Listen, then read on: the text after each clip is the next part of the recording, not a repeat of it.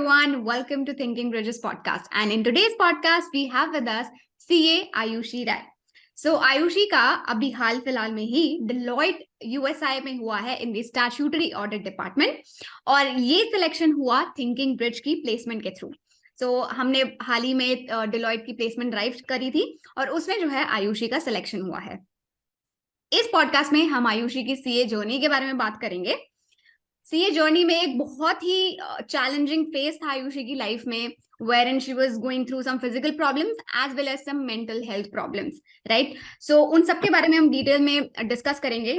बहुत बार as CA aspirants और as professional courses aspirants हम लोग मेंटल हेल्थ को इग्नोर कर देते हैं, but it is so important. Will hear it straight from the horses mouth, Ayushi herself, that how did she manage to manage her mental health problems, right?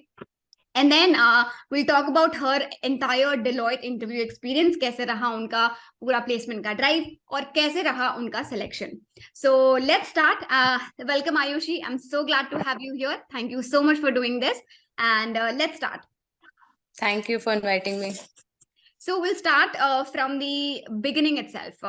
CA. How did CA happen to Ayushi? कैसे decide करा कि यार CA करना चाहिए या फिर CA जैसे course को जो है कंसिडर भी करना चाहिए?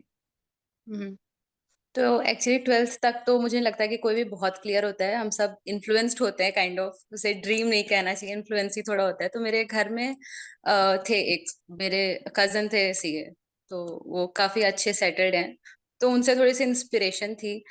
तो उसे मैं उस टाइम पे ड्रीम नहीं कहूंगी, although I like it very much now, but उस टाइम पे थोड़ा सा यही था कि हाँ, सी में बहुत पैसे होते हैं और अच्छी प्रेस्टीज होती है, तो वो था स्टार्टिंग में. उसके बाद बट उनका भी पाथ यही था कि पहले 12th की करी, फिर उसके बाद बीकॉम करा और उसके बाद उन्होंने सीए स्टार्ट करा था. तो उन्होंने मेरे को भी यही गाइड करा कि ठीक है, कॉलेज लाइफ अच्छे से एंजॉय कर ले. तो फिर मैंने डीयू से कॉलेज करा, अपना बीकॉम खत्म करा, उसके बाद मैंने सीए स्टार्ट करी. राइट. सो आपने अपनी सीए जो है कॉलेज के साथ साथ क्यों नहीं शुरू करी? Just because you were guided on that path through your cousin? हाँ, मतलब उनका मतलब हाँ, उन्होंने ऐसे बोला था कि लाइक आई सेड ना, कि मेरा कोई अपना ड्रीम तो था नहीं कि मैं उससे खुद से चीज कर रही थी. वो उस टाइम के लिए ऑब्वियसली वो थोड़ा सा इन्फ्लुएंस डिसीजन ही था. सो उन्होंने ऐसा बोला था कि अच्छे से कॉलेज लाइफ पहले एंजॉय करो, उसके बाद फिर से स्टार्ट करना. एंड मुझे नहीं लगता कि बहुत ज्यादा डिफरेंस आता है, अनलेस कि अगर आप कॉलेज के साथ अगर आप करस्पॉन्डेंस से कर रहे हो तो फिर तो डिफरेंस है. अदरवाइज मुझे लगता है कि अगर आप रेगुलर से भी कर रहे हो और फिर सीए कर रहे हो तो 1 साल से ज्यादा का डिफरेंस मुझे नहीं लगता. अगर आफ्टर सीए आपने फर्स्ट अटेम्प्ट में सारा कुछ क्लियर किया है तो ऑलमोस्ट बात एक ही हो जाती है. Correct, right. So let's talk about your CA intermediate journey. कैसी रही? स्मूथ थी? फर्स्ट टाइम में निकल गया था या फिर कुछ चैलेंजेस थे? इंटरमीडिएट वाज तो वेरी स्मूथ. मतलब ना कोई फियर था ना कुछ था, मैंने इजीली दिया और वो तो बिल्कुल ही इजीली क्लियर हो गया था, उसमें कोई इशू नहीं फेस हुआ.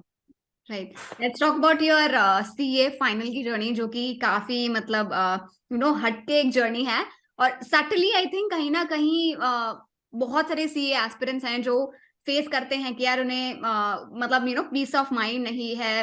फेलियर देखने के बाद तो एक तो मेंटल हेल्थ का ध्यान रखना, it becomes all the more important, but people neglected, our family members neglected.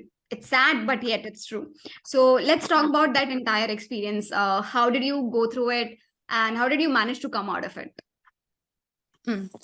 So basically मेरा बचपन से थोड़ा नेचर ऐसा रहा है कि मुझे हर चीज में परफेक्शन चाहिए होती है.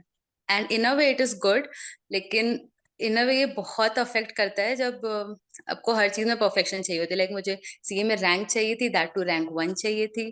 तो ऐसे बहुत सारी चीजें थी जो परेशान करती थी, क्योंकि तब आप फ्री माइंड से कंसंट्रेट नहीं कर पाते, आपके पीछे का ड्राइविंग फोर्स कुछ और होता है.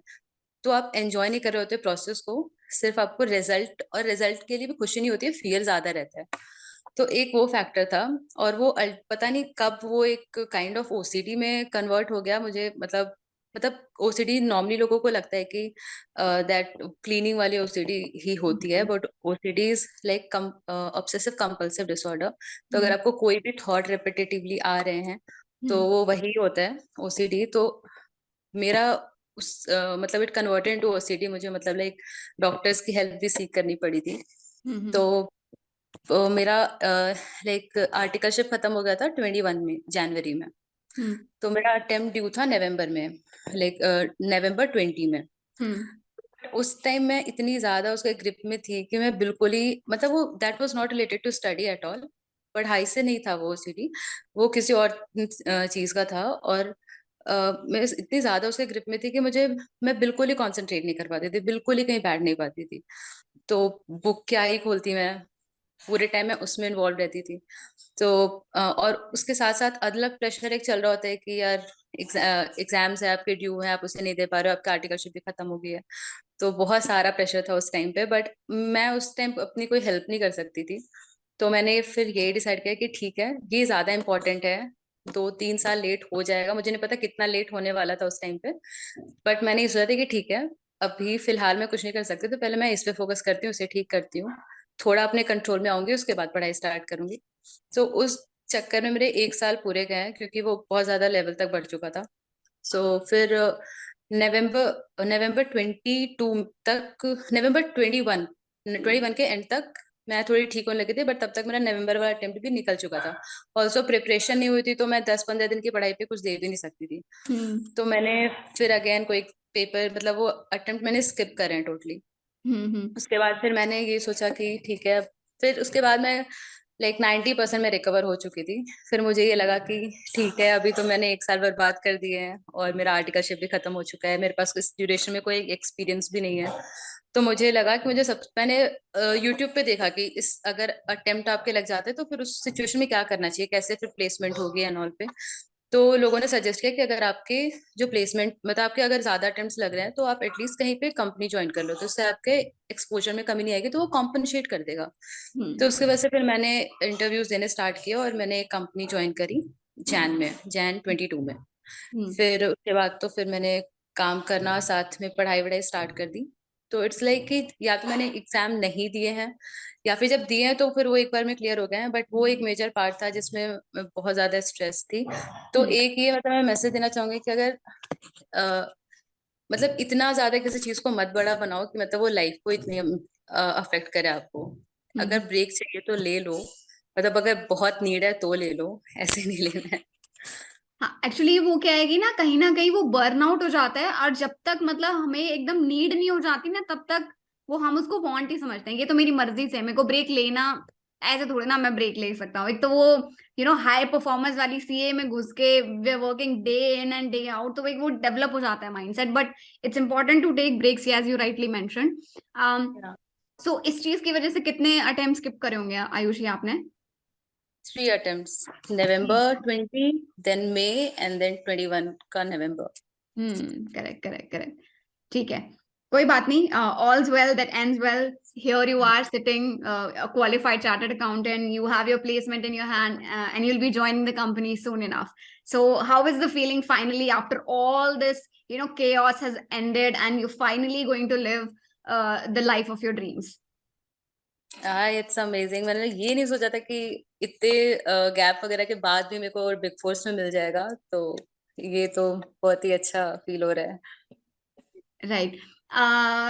Since you have been someone जिसने जो है mental health को priority दिया, but how did your family respond to this? Like, were they supportive, or were they like, क्योंकि usually हमारे family members के लिए ये बड़ी नई चीज होती है, उनके टाइम पे ये सारी चीजें इतनी डिस्कस नहीं होती थी, या फिर इतना लाइट में नहीं आती थी, तो वो हमारे फैमिली मेंबर्स ऐसे बोलते हैं तो वहम है, hmm right? But that's not the case, right? It's actually yeah real, it's real, and real people are facing something like this. So how did your family support you through that time? हाँ यार, तो actually ये इतना बड़ा taboo था मेरे लिए खुद ही, कि इस रीजन से मेरा इतना ज्यादा बढ़ गया था कि मुझे शेयर करने में लगता था कि यार घर पे बताऊंगी तो वो कैसे रिस्पॉन्ड करेंगे। बट एक टाइम पे मुझे लगा कि अब मैं अकेले हैंडल ही नहीं कर सकती, तो मेरे पास कोई चॉइस नहीं है, I have to tell them.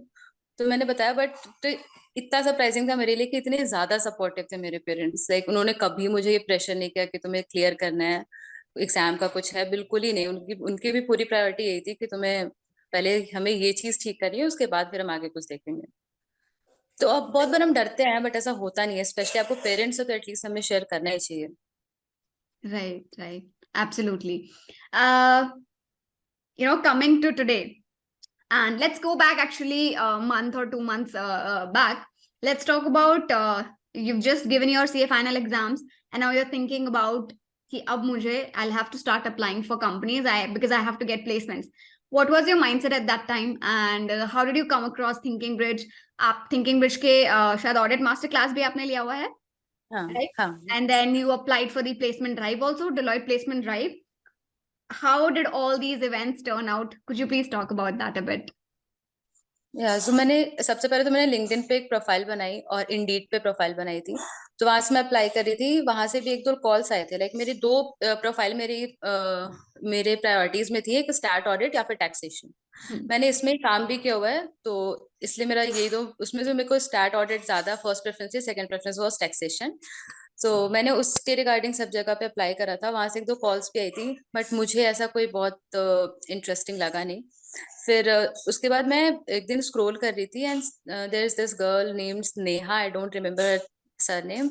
तो उनकी मैं कोई वीडियो देख रही थी, उन्होंने उसमें सजेस्ट किया था, तो उसमें थोड़ा सा एक आइडिया आया था मेरे माइंड में। फिर मैं नीरज अरोड़ा सर की कोई वीडियो देखी थी, तो उसमें उन्होंने क्लियरली सब कुछ मेंशन किया था कि जो भी बिग फोर्स के वहां पे काम करने वाले हैं उन लोगों ने ये सारा कोर्स बनाया हुआ है। तो फिर मैंने ऐप में जाके देखा, तो मेरे को अफोर्डेबल भी लगा कि ठीक है, प्राइस भी इतनी ज्यादा नहीं, तो चलो एक बार देख लेते हैं करके। फिर मैंने उसमें ज्वाइन किया, तो फिर मतलब आफ्टर 2 क्लासेस मेरे को समझ आएगा कि ये बहुत हेल्पफुल रहने वाला है। तो मैंने वो पूरी मतलब आई गेस उसमें आई डोंट रिमेम्बर 30 20 आवर्स। क्लासेस। हाँ हाँ हाँ। फिर हाँ, तो 30 आवर की होंगी। हाँ, तो फिर मैंने उसे वो पूरा खत्म मैंने 10 डेज में करा है उसे, जल्दी जल्दी कि ठीक है अभी कभी भी कोई कॉल आ सकती है अच्छी कंपनी की, तो मैं मिस नहीं करना चाहती। तो मैं पूरे दिन लगी रहती थी उसमें, जो भी उसमें चीजें थी उसे पूरा देखना, फिर उसे दोबारा से करना। तो वो मैंने 10 डेज हार्ड मतलब मैक्सिमम 9 डेज ही लगे थे मुझे लग रहा है, उसमें मैंने वो खत्म करा। उसके बाद फिर उसमें थिंकिंग ब्रिज में जो प्लेसमेंट के लिए रहता है ऑप्शन, मैंने वहां पे डाला था। फिर मेरे को डेलॉयट से कॉल आई थी, डेलॉयट यूएसआई से कॉल आई थी, और फिर वहां से मेरा इंटरव्यू शेड्यूल हुआ था। मैंने आईसीआई के कैंपस में भी डाला था, बट थैंकफुल अभी तो इस बार तो बहुत ही बुरा कैंपस प्लेसमेंट का एक्सपीरियंस रहा है बच्चों का। तो उसमें आया था, मतलब जिसमें भी सिलेक्शन हुआ था, तो मैंने इसमें तो शॉर्ट लिस्टिंग हुई थी, तो मैंने कंसेंट दी थी, बट मैं किसी इंटरव्यू में बैठी नहीं क्योंकि उससे पहले मेरा हो चुका था यूएसआई में। सो वो चलो मैंने कंग्रेचुलेशंस। अब हम थोड़ा इंटरव्यू एक्सपीरियंस के बारे में बात करते हैं। कितने स्टेप्स हुए थे, कितने प्रोसेसेस हुए थे, आई मीन बेसिकली कितने राउंड्स ऑफ इंटरव्यू हुए थे, एंड थोड़े से क्वेश्चंस आप लीक कर पाए for everybody who is preparing for their interview in Deloitte. या तो सबसे पहले तो आई गेस एचआर राउंड था। एचआर राउंड में तो बहुत ही बेसिक पूछते हैं, वो बिल्कुल ही सिंपल सा, उसमें ऐसा कुछ बताने जैसा नहीं है। Hmm expect first was I guess technical round, then HR round था। मतलब हम्म ऐसा था कि वो सारे राउंड साथ में चल रहे थे, तो किसी का कभी पहले हो रहा था, कोई किसी का पहले हो रहा था, तो मेरा पहले टेक्निकल राउंड हुआ था। हम्म टेक्निकल राउंड में थोड़े ट्रिकी क्वेश्चंस थे, लाइक मटेरियलिटी पे उन्होंने क्वेश्चंस पूछे थे। फिर मटेरियलिटी पे तो मेरे को बहुत ज्यादा रोस्ट किया था उन्होंने, कि उसमें एक उसे जा रहे थे उससे जा रहे थे। एक पूछा था कि अगर मटेरियलिटी के बियॉन्ड है, और मटेरियलिटी के पता नहीं वो, मतलब मुझे उसका आंसर नहीं आता, तो मुझे वो क्वेश्चन भी नहीं समझ आया था कि वो पूछना क्या चाह रहे हैं, वो बहुत ही ट्विस्ट कर दिया था उन्होंने। हम्म बट उसके बाद फिर ऐसे क्वेश्चन थे कि अ, कुछ कंपनीज के उन्होंने, जैसे स्टार्टअप है या फिर होटल इंडस्ट्री है, तो उसका एक एक स्पेसिफिक देख के और उसका पूछा था कि इसमें आप किस बेसिस पे मटेरियलिटी अपना चूज करोगे, मतलब उसका बेंचमार्क क्या होगा आपका, किस बेसिस पे बेंचमार्क रखोगे। हम्म ये क्वेश्चन था। देन कारो, ऑब्वियसली कारो तो हर इंटरव्यू में रहता है। हम्म शेड्यूल 3 के जो चेंजेस है वो पूछे थे, हम्म और रोमम पे पूछा था। ओके। हाँ। इंडियाज तो 115। इंडिया के क्वेश्चन ऑब्वियसली 115 के क्वेश्चन तो थे सारे। उसमें एक सिनेरियो दिया था उन्होंने मुझे, और फिर उस सिनेरियो को उस 5 स्टेप मॉडल पे मुझे फिट करना था कि हम्म कौन सा फिर किस स्टेज पे आएगा। तो ये सारे क्वेश्चंस मतलब मैंने जो थिंकिंग ब्रिज का सैम्पल क्वेश्चन आए होते हैं कि इंटरव्यू में क्या क्वेश्चंस रहते हैं, वो हम्म मैंने प्रिपेयर करे थे। प्लस जो यूट्यूब पे भी सर्च करने पे बहुत सारे क्वेश्चंस थे कि ऐसे ऐसे पूछे जाते हैं, तो लाइक करेक्ट 99% क्वेश्चंस मेरे उसमें से ही आए, पूछे हुए थे। Right. So do you think कि ऑडिट मास्टर क्लास की वजह से जो है इंटरव्यू क्रैक हो पाया? बहुत, मतलब मेरे हिसाब से तो मैं 60 to 70% है उसका role. Definitely, I mean, the credit goes to you because you were the one who who prepared yourself, and you were the one who presented yourself confidently. All the credit goes to you, but somewhat बस ये जानना चाहूंगी कि help हुई उससे? बहुत help हुई। मतलब मेन तो ये होता है कि आपका कॉन्फिडेंस बहुत पहले अगर आप मीडियोकर फॉर्म में या फिर स्मॉल फॉर्म में काम कर रहे हो तो आपको लगता है कि ठीक है मैंने किया तो है, बट पता नहीं बिग फोर में तो कैसे ही काम होता होगा, वहां तो कुछ अलग ही लेवल का हो रहा होगा। बट फिर जब मैंने वो क्लासेस देख ली तो बेसिकली चीजें वही हैं, बट वो थोड़े बड़े लेवल पे कर रहे हैं, प्लस उनके जो टर्म्स हैं वो थोड़े अलग यूज हो रहे हैं। फिर तो वो सारी चीजें थोड़ी हेल्प कर लेती हैं। तो वो जब आप बोलते हो वैसे तो उन्हें समझ आते हैं कि हाँ ठीक है कुछ बंदे को पता है। Right, that's absolutely. So you'll be joining soon on 3rd of April? 3rd April, या राइट, ऑल द बेस्ट। और आई रियली होप बहुत सारी लर्निंग्स आपको मिले अपनी जर्नी में, और बहुत सारे जो है आप नए नए माइलस्टोन्स अचीव करें।